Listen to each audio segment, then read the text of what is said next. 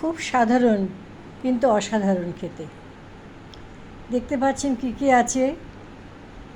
একটা নারকেল কোড়া দিয়ে বাসমতির খিচুড়ি, তার সাথে আছে কুমড়ো দিয়ে বেগুনি, মানে বেগুনি বলবো না, কুমড়ো দিয়ে ভাজা। আসলে অ্যাকচুয়ালি আমরা বেসন দিয়ে যখন বেগুনি করি তখন বেগুনি হয়ে যায়, কিন্তু কুমড়ো দিয়ে যেটা বলা হয় সেটা ঠিক বলতে ভাল লাগছে না।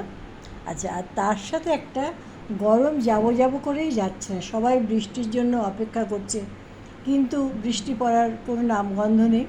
সুতরাং এই গরমকে কাটানোর জন্য আম সেদ্ধ করে গুড় দিয়ে একটা চাটনি, এটা বডি কুলিংয়ের জন্য ভীষণ ভালো। এই তিনটি অত্যন্ত সাধারণ জিনিস, কিন্তু খেলে এত মানে তৃপ্তি পাওয়া যায় এবং আপনার সহজে হজম হয়ে যায়। তো আপনারা অবশ্যই যে কোনো দিন এটা বানিয়ে খেতে পারেন।